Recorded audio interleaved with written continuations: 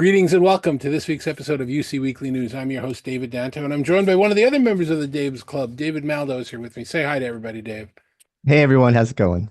So we're going to talk a little bit about this week, since we just spoke to Tim Albright about what's going to come up on Infocom, and we were talking about Infocom in general and the status of the industry, but we'd like to focus in on video conferencing and what's happening in the video space. Now, David and I have been around in video for a while. Mr. Let's Do Video and Let's Do Video didn't mean anything, so congratulations on your pioneering efforts there. But there was a while there before the pandemic where we were really talking about huddle rooms a lot, a lot. There was the weird industry research report that's been wrong, that's still quoted to this day, that less than 10% of video conference rooms have been enabled for video. And that number, I've never believed that number. I've always thought it was closer to the 40% or 50% in that range. I don't know, Dave, have you ever seen that survey and talked about that at all? I think we've chatted about it, and I share your concerns about those numbers.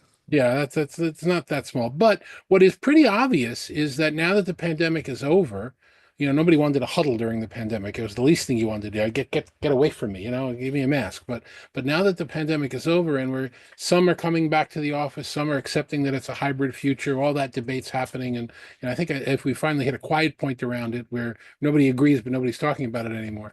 But we're now seeing many of the manufacturers really targeting high end these small rooms again. And we're not calling them huddle rooms anymore. We're calling them focus rooms or meeting rooms or whatever the name is. But you've now got well, for example, and I'm not talking about the brands because they're all good products. You got Cisco's Room Bar, which is now available in a BYOD environment for around $1,500, which seems to be the sweet spot for these things because there's so many people now trying to hit that low cost BYOD price point around these devices. You've got Neat, same thing with Neat Select, which is just, became generally available a couple of weeks ago, where again, they take their low end bar, but instead of using the built-in codec, you're now doing, BYOD. And there are a lot more products like that hitting the market. I guess we're now starting to see this small room addressed again. Yeah, I'd like to talk about the BYOD thing in particular, but first I just want to talk about the bigger trend.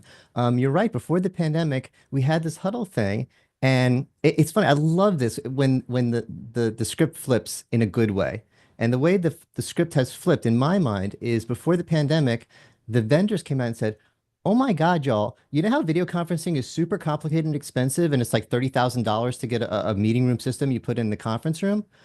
We've had an advance. We've had a jump. All of a sudden, we could do it for like $2,000. We can make these little huddle room systems. They're awesome.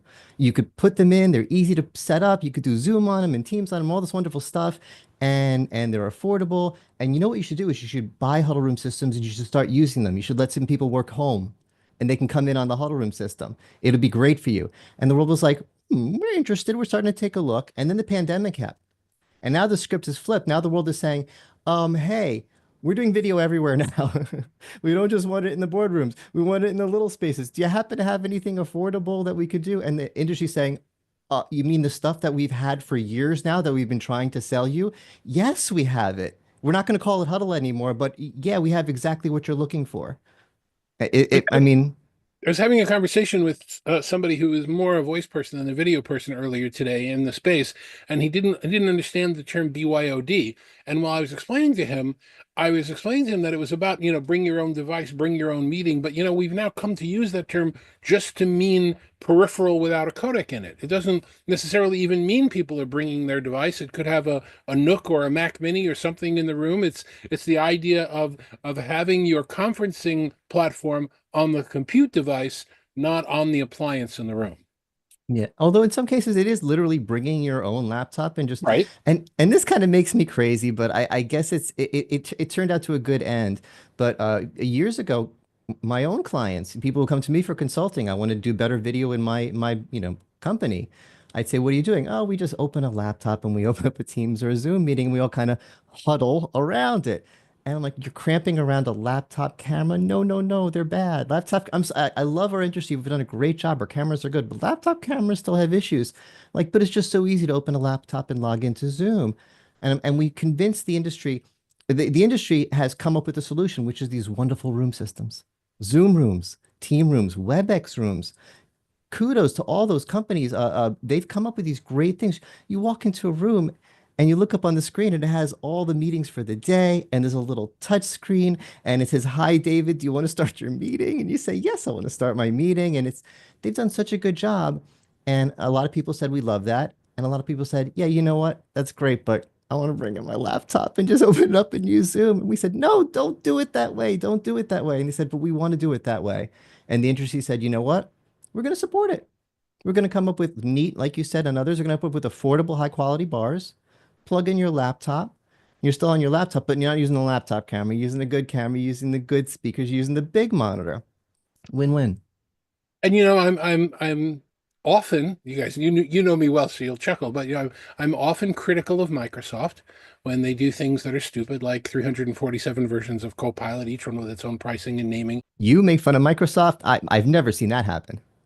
Yeah, I know. I'm sorry. Guilty as charged. But when they come out with something that's really worth looking at, and there's a real change, I want to give them the kudos as well.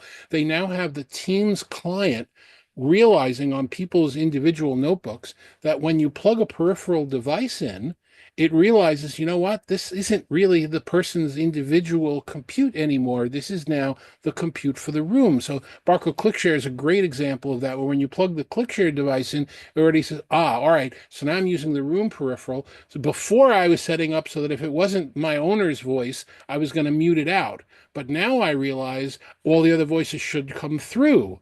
And by the way, if those voices are registered on Teams, I'm going to be able to identify them as well, because I realize I'm a room system device now, even though I'm a BYOD mode. So Microsoft really comes up with, that's also really improving the ability to use a real BYOD environment. Yeah, the vendors, all of the vendors, I got to give them a lot of credit for the developments in audio, because audio is so hard to deal with, and feedback and different kinds of mics, and someone connects their laptop and all of a sudden whoop whoop whoop whoop, you get the feedback, and now it's getting to the point where these systems are just recognizing other laptops as additional microphones, not to replace the good microphone at the front of the room, but to accompany it as part of a microphone system, as if it was all made by one vendor. This is really, because if the audio is bad, well, we've said this a billion times. Audio is important. Yes, audio is important. A video call without video is a phone call. A video call without audio is hang up and go away. Yeah, Exactly. we've heard that over the years. But so we are seeing these products in this sweet spot, which is, I don't know how long I was going to be lived in this industry. I'm talking about the sweet spot for video conferencing in rooms is $1,500, but the sweet spot for video conferencing in rooms is now $1,500. You have the Panacast VBS 40, which is actually a device with a full set of codec, an MDEP codec built into it from Jabra, that's going to be out around that same price range without the touch panel. You can use it with a touch screen, or you can buy the touch panel in addition. But again, everybody's trying to hit that comfortable spot. And I don't know if you can see over my shoulder in my graveyard of junk, but the Cisco 7985, which used to be the Tandberg 150, I was buying those 20 years ago, 25 years ago for around $999, that $1,000 price point, with a device. Now we're back to that $1,000 price point, but it's a full room system. So One quick correction I'd like to make, though. Um, I'm not calling them room systems anymore. They're spaces. It's gotten so flexible and so good. And the need has gotten to where, it used to be, yeah, video conferencing is a room game. That's all it is about. It's all about the meeting rooms, usually the boardroom. If you're lucky, you get one in the boardroom. And then the high level meeting rooms. And then we got into the low level meeting rooms and the huddle rooms. And now, post pandemic, like we need one in the kitchen area. We need one in the lounge area. We need them in spaces, and the vendors have done a great job. These cameras are flexible enough. The systems are flexible enough to cover spaces, to capture the camera angles, to use AI to deal with complicated spaces. So it's even better than we're making it sound that, oh wow, all of a sudden it's affordable meeting room video. It's not just affordable meeting room, it's affordable everywhere video. yeah, and I've been talking about, brands. I don't mind, I'm not saying great or terrible things, but I'll also talk about, a Sennheiser bar that I've been testing recently, the TC bar S, which is their small bar. It's interesting. I put it on the test bench, and I'll have a review of it, up either, the next couple of weeks. I plugged it into the test bench. I plugged the power in. I plugged all the other wires in, like I always do. It has an HDMI output on it. I wasn't even thinking about it. I plugged into the HDMI output, nothing. Nothing comes out. No camera video, no video, nothing at all. I'm thinking it's dead, it's broken. I'm back on the phone to Sennheiser saying, "Where's the, you sent me a broken unit. Where's the problem?" And it was a problem of it was my problem. It was my thinking was wrong. When I saw the HDMI output, I'm treating it like it's an appliance bar with a codec built in, but it's not. Oh, It's one nope. of a number of bars that are starting to come to market now with a convenience hub built into the bar. So when you The plug a dock. notebook into the BYOD, it has its own dock, and it'll either mirror the screen that you have on your computer, or it'll do the second screen, the clone, or whatever you set up in your Windows profile, or whatever your computer profile does. It'll also aggregate the other peripherals that are there. So like if you're putting in Dante microphones or ceiling microphones or anything else, they're all coming into the unit. That's all traveling into your computer on that single USB-C cable, and you can pick it in the platform, in Zoom, in Windows, in whatever you're using. So now I guess we have this other category, which is you have appliance, which has a codec, and you have BYOD, which is just cameras, microphones, and speakers, and now you have BYOD plus dock. And I know of at least one other one that's going to be making its debut at Infocom this year from another brand I can't talk about right now. So, it's I have to change. Although, Well, and we have to add a category. We have standalone docks. I have one. Lenovo sent me. They have a dock. Lenovo's in the meeting room space, and Lenovo has laptops and has partners and other gear. So how do we get the Lenovo laptop running Zoom or whatever on that nice screen with the nice monitor and the nice camera and the nice speakers? Lenovo makes docks. yeah, so we're now starting to expand again this low end category. I remember going back video conferencing, going back to Tandberg, the C90. We were excited because it had three different outputs. It could do three screens at the same time, and it had all these I/O and all this power and all this. Now we're just really excited about the fact that we only need one wire to the computer, and everything else can happen. And it's definitely going to be a change to the way we look at this space, and more growth that we're seeing is going to come in on this low end. Yeah, absolutely. And you had pointed out when we talked before, and I kind of agree with you, that it still would have been cool if Sennheiser had like a little logo or the camera or something Yes. come out on the port. But it's their first generation product, so I'll give them a buy on that one until the When I plug a device into a monitor, I expect something to happen on the monitor, even yes. if it's just a logo. Magic, just have it happen. Well, and again, I did, because as I was going through testing and review, I argued both sides of that in my own head, which is, do I think about this as a negative because they've got this thing that's got nothing coming out of it, or do I think about it as a positive that they've built the dock in? Same thing. If I think about it when I walk into the conference room, if there's no computer plugged into it, it's going to be dead on the monitor. Nobody's going to even know a system exists until somebody plugs a computer in. But hey, wait a minute. If it's going to be dead on the monitor, that means the monitor Energy Star is going to shut itself off, and that's a good thing until something comes up. So, There's we pros have and to grow cons. and get used to these new categories of things. And then, we're also starting to see some improvements in microphone technology, not in the hardware, but in the processing. Stacked audio algorithms, 3, 4, 8, 10, 12. I used to argue, and I had an article out about this recently that people still gave me a hard time over, which is, we used to want to have microphones, where they are between you and I, the closer they are to your mouth, the physics of sound pressure level, it's important. It's like, forget that. Stick a Yeah. microphone aimed the wrong way at the window with a garbage truck passing by, and you run enough of the AI algorithms on it. It sounds like I'm talking into a Shure SM58.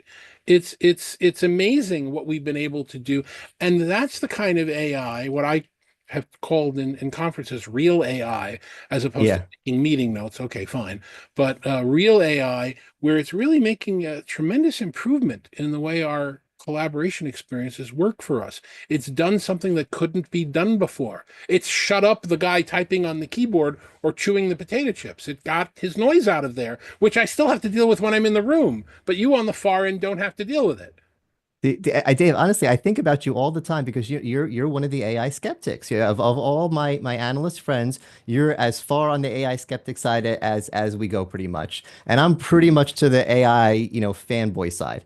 But one thing I always say when I'm talking to other or about other skeptics, that even the most fervent AI skeptics say that what's happening with AI in audio is wonderful and magical, and no one doubts it. How many times a year do people say to me, "Oh, I'm so sorry about my dog"? Dozens. How many times do I actually hear a dog? I never heard the dog. I want to hear the dog. And same thing in video. It's still green screen's a little bit clean. Even like with green screen, it's not perfect. You see some stuff going on, but green screen is a little bit cleaner than background removal. But the background removal is so much better than it was 3 or 4 years ago. Right. And that's AI. It's gotten really, really good. While Um, you're talking, let's see how quickly I can change it. Adjust my background and effects, and let's put on one of my favorite ones. There we go. How long does it take? There it is. Yeah. See, it's much cleaner. It used to be all blotchy around your head. If I wasn't paying attention, if I look quickly, I would think you're using a green. Actually, if I'm looking closely, I would think you're using a green screen. It's gotten a lot better. Yeah, yeah. So, when people are AI skeptics, okay, I know there's a lot of AI hype and all the stuff we talk about AI. Not all of it is real, but like you said, there's something that you called real AI. And that is happening, and that is, it is making a difference. It's not just, hey, check out this cool stuff in the demo room. It's affecting every single call we make. Yeah, no, and you are starting to see some AI agents that are doing. Oh, by the way, and this is a famous photo, Earthrise, if you're not familiar with it, taken by the Apollo 8 crew. Bill Anders took the picture. That's for anybody who wants to make sure I got the trivia right. The interesting thing is what Microsoft came out with its interpreter agent, and again, now that's real AI. That's sampling my voice and making a facsimile of it in the language that you want to hear in near real time. Okay, that's cool. One for Microsoft on that one. If you keep Right? track of everything. That's AI. Are meeting notes and assignments and summaries, are they going? Yeah. Yeah, they're convenient, but I could have hired an intern. It's not like it wasn't possible to get that, but it certainly wasn't possible to get the kind of clean audio that I got from Oh, ISP. that's your differentiation. It's stuff people can do. People see, okay. My differentiation is stuff I can't afford to hire someone to do. Whether or not it's possible for a human, It's the difference between a miracle and yes, that's what do they say fair. I'm with you. any science advanced enough can be considered magic Yes. or whatever the expression is, but yeah, But you're right. AI is doing some stuff that's miraculous. A really quick, simple example. I use a bubble text for my thumbnails for YouTube, and I wanted to use a certain shade of blue, and I wanted a border around the blue that will make it visible. And I don't know if a human being there's math behind it. Colors are math. So I went to ChatGPT and I said I am using this shade of blue, hex a CV3T, whatever the code is for it.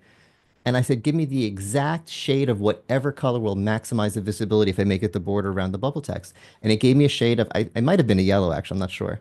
And it was perfect. And there's no human being, that was a miracle. No human being could do that quickly. Even if they could figure out the algorithms, the math behind that. It was amazing. yeah, no, it's definitely amazing, and it's so good in the audio cleaning from my shots from the floor at ISE that it took out so much sound that I had to find room tone that I recorded to put it back in because To it make didn't it look look, like we were really at a trade show. So, it's and again, incredible. I wish I wouldn't have had to done that. I wish the microphones would have been good enough to separate out the noise from the person speaking. But you know what? We're on a really loud trade show floor, so yeah, so it's really cool. Yeah. All right, But so let's oh, sorry. Oh, I couldn't, we have time for one more quick. sure. Okay, because that leads to the question. I recently did a webinar for Avixa, Infocom, a webinar about AI in streaming and production and video. And one of the things came up was ethics. And if it is changing your voice to another language, if it is changing your background, we have to trust the AI to be ethical. So I did this little experiment. I said, chat, I want you to, and chat is what I call the viewers of any of my webinars. Like I've heard it's a Twitch thing. I say, chat, I need you to help me out here. Chat, I want you to pretend to be my AI, your chat eye, your chat intelligence. And I put on the screen this little kitty cat. I think you can see it there. And I put on the screen a little, oh, I might have gotten rid of the graphic, but I had on a graphic here of a can of tuna, and I had a graphic here of a little fire. And I said in chat, if you type the word left, the cat will move to the left. And if you type the word right, the cat will move to the right. And I said, it's not up to me. I'm not controlling it. Up to the AI. It's up to my chat eye. And the cat slowly would move a step to the tuna and then back to the fire. And then to the tuna and back to the fire.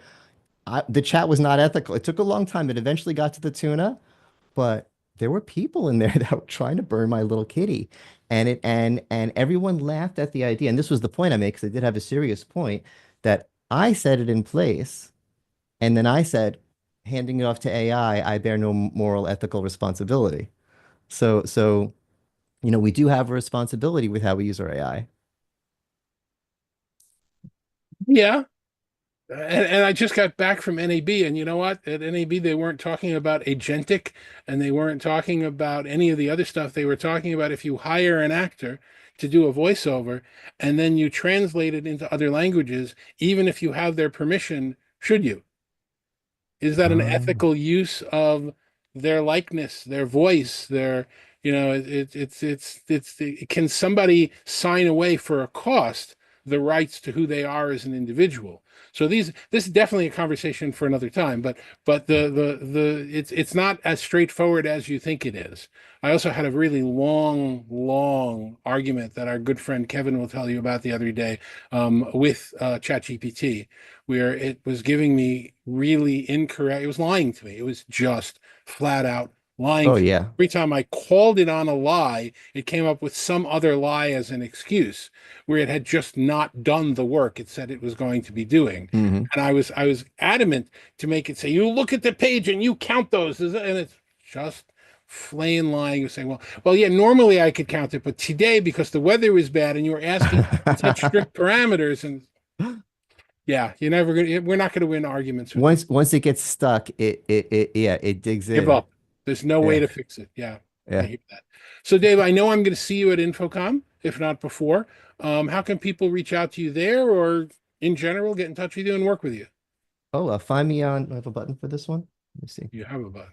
Let me see. I don't know if this will show up on the screen, but if you could scan this with your phone, it'll take you to the Let's Do Video YouTube channel. You could find everything at letsdovideo.com, but I've really been focusing on the YouTube stuff. Please watch my videos on my YouTube channel at Let's Do Video. Sound pronounced like a real YouTube content creator. Dave, thanks very Like much and for joining subscribe. us.